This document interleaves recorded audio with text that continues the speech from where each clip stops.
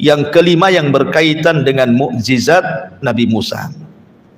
Ada lagi enggak mukjizat selain tongkat dan juga tangan yang menjadikan cahaya gitu ya? Ada.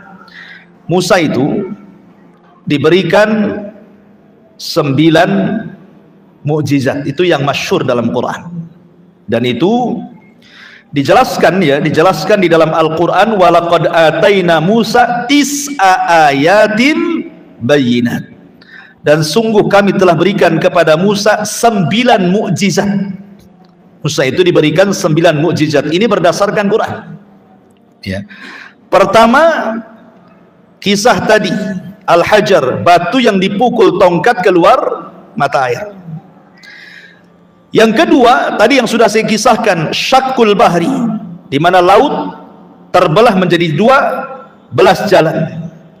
Kemudian yang ketiga, Al-Asa, tongkat. Tadi ada 5 peristiwa yang berkaitan dengan masalah tongkat.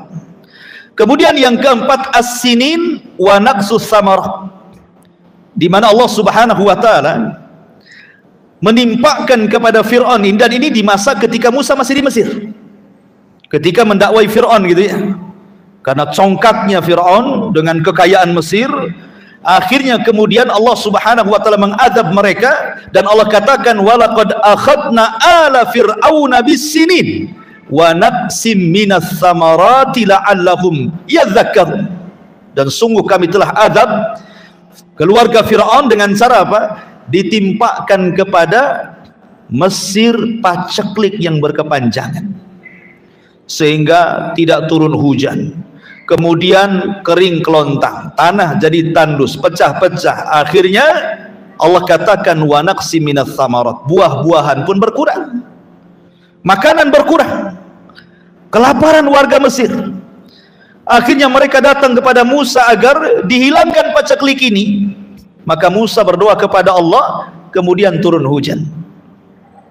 Berimankah mereka? Tidak juga ya. Kemudian yang kelima, tufan. Allah Subhanahu wa taala katakan fa arsalna alaihimut tufan. Allah kirim tufan, angin yang sangat besar, mengangkat rumah-rumah itu, sampai rusak rumah-rumah satu Mesir itu. Mereka beriman? Tidak juga. Setelah mereka meminta kepada Musa, berdoa agar dihilangkan tufan ini, sudah hilang, tidak juga beriman. Masya Allah, memang degilnya ya. Kemudian akhirnya mereka kufur, maka ditimpakan kepada mereka al-jarad wal kummal. Didatangkan al-jarad dan kummal. Apa jarad? Belalang. Sehingga belalang ini memakan semua tumbuh-tumbuhan, memakan semua buah-buahan. Kemudian juga kutu, di mana-mana ada kutu. Di balik bantal ada kutu, di lemari ada kutu, di pesak ada kutu, di rambut banyak lagi kutunya. Banyak kutu di mana-mana. Alhamdulillah, zaman sekarang saya nggak pernah melihat orang cari kutu ya. Kecil-kecil lu ada, orang mak-mak itu sampai dimakan gitu, celetas-celetos gitu kan, bisa ya kan. Ada yang ketagihan tuh makan kutu tuh, zaman dulu itu. Sampai-sampai nyari rambut yang ada kutunya, sini anak tetangga yang banyak kutunya itu, orang tua senang tuh. Ya, ada bunyinya juga, celetas gitu kan. Masya Allah ya. Kok ada orang suka makan kutu kan. Alhamdulillah sekarang nggak ada. Jangan kutu tumbila saja, tumbila yang ada di kasur-kasur yang makan darah itu. Kalau dulu kan banyak tuh, kadang-kadang mak-mak itu jemur tuh ya. Aneh dulu tuh, macam-macam. Alhamdulillah sekarang nggak ada. Tak kemana itu kutu sama tumbila? Perginya itu ya. Tetapi yang jelas bahwa itu saja kita sudah disusahkan itu dengan kutu dan tumbila zaman dulu tuh. Ini kutu di mana-mana, coba yang enggak. Akhirnya mereka datang kepada Nabi Musa supaya dihilangkan. Musa berdoa dihilangkan, beriman tidak juga. Allah ya, degilnya mereka. Kemudian yang nomor 7, dafadia. Kodok di mana-mana. Mainkan kodok di mana-mana. Di sungai ada kodok gitu ya, di rumah, di kebun, di lemari, semua tempat tidur kodok semua. Tidur sama kodok. Ya. Subhanallah, sampai Allah mengatakan fa arsalna alaihimut tufan wal jarada wal qumal wad dafadi. Kodok di mana-mana. Streslah orang. Kita saja kadang-kadang ada tenggenang air kakok tengah malam enggak bisa tidur. Ini kodok pula di mana-mana. Mereka minta kepada Musa untuk dihilangkan. Allah hilangkan atas doa Nabi Musa, beriman tidak juga. La haula wala quwata illa billah. Akhirnya yang nomor 8 dibuat air menjadi darah.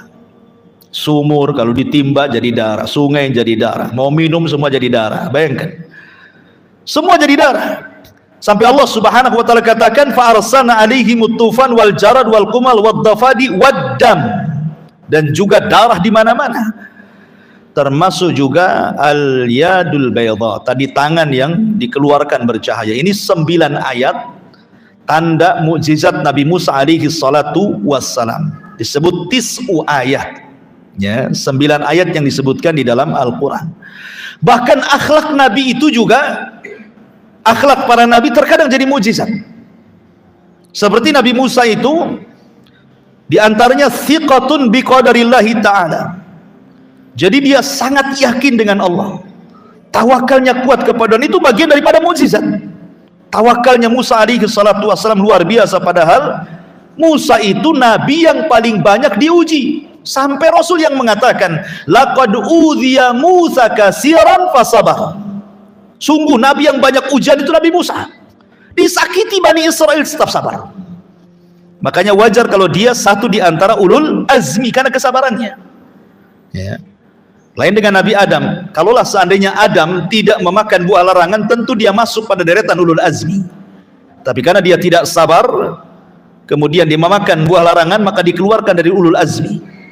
Sehingga ulul azmi itu hanya ada 5, disingkat dengan mimin. Antum paham mimin? Mimin. Mi M Muhammad, I Isa, M Musa, I Ibrahim, Nun Nuh.